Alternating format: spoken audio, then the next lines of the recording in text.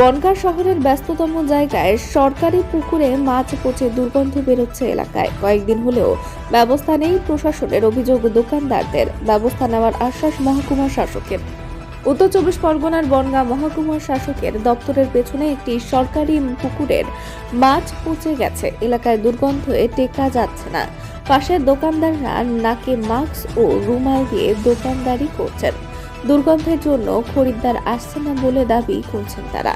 রাস্তা দিয়ে যাওয়া সাধারণ পথচারীরা নাকি রুমাল চেপে হাঁটছেন। মাছ মরেছে কয়েকদিন আগে, কিন্তু এখনো প্রশাসনের তরফ থেকে কোনো ব্যবস্থা নেওয়া হয়নি বলে দাবি স্থানীয় দোকানদারদের। যদিও এই বিষয়ে বনগাঁ মহকুমা শাসক উর্মি দে বিশ্বাস জানিয়েছেন, আমরা বিষয়টা গতকাল জানতে পেরেছি। এই পুকুরে লিজ দেওয়া আছে, আমরা সেই ব্যক্তিকে পরিষ্কার করার জন্য জানিয়েছি। দ্রুত ব্যবস্থা গ্রহণ করা হচ্ছে। রুমাল দিয়ে কেন দোকানে বসে আছেন? আমাদের পাশে একটা পুকুর আছে, পুকুরে আজকে শনিবার থেকে মাছ পচে গন্ধ বেরোচ্ছে, আমরা দোকানদারি করতে পারছি না। ওই জন্য আমাদের মাকে রুমাল বেঁধে দোকানদারি করতেছে। অনেক সময় বাড়ি চলে যাচ্ছে, গন্ধে থাকতে পারছে না, কোনো কাস্টমার আসতে পারছে না, দাঁড়াতে পারছে না গন্ধে। পুকুরটা এইচডিও আন্ডারে রয়েছে, শুনেছি এটা পরিষ্কার করছে না। পরিষ্কার করছে না। আজ 4 দিন ধরে মাছ পচে রয়েছে, গন্ধ। মাছ কি করে মরে গেল? এখন শুনছি জল পচে গেছে, সেই কারণে মাছ পচে গেছে। কেউ বলছে বিষ দিয়েছে, আর অনেক বলছে এবার বিষ দেয়নি, মাছে জল পচে গেছে বলে মাছটা পচে গেছে। কিন্তু মাছটা পচেছে, কিন্তু জলটা তো মাছটা তো সরাতে হবে, কিন্তু কেউ দায়িত্ব নিয়ে সরাচ্ছে না। আমাদের এখানে কোনো দোকানদার বা রাস্তায় যারা আসা যাওয়া করছে, কাস্টমার আসতে পারছে না, আমাদের গন্ধে এখানে দাঁড়াতে পারছি না। আপনার নাম?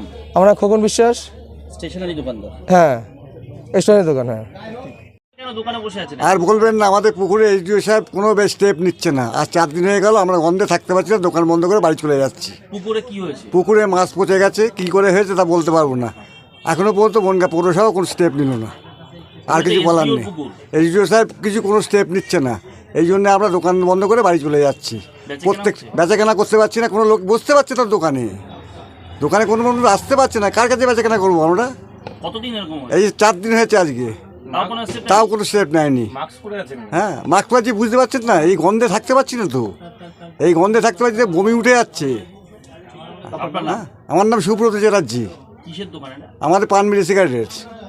পিছনে বনগাঁ পৌর এলাকার মধ্যে মাছ মুড়ে দুর্গন্ধ বেরোচ্ছে। এলাকার দোকানদাররা দোকানদারি করতে পারছেন না, তারা সমস্যায় রয়েছে।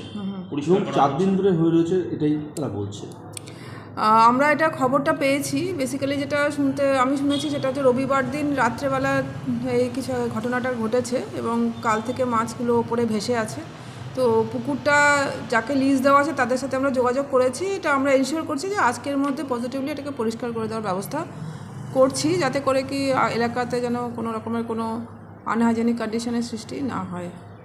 কার লিজ আছে, কার? এটা আমরা রেকর্ড দেখে তাদের সঙ্গে যোগাযোগ করার ব্যবস্থা করছি।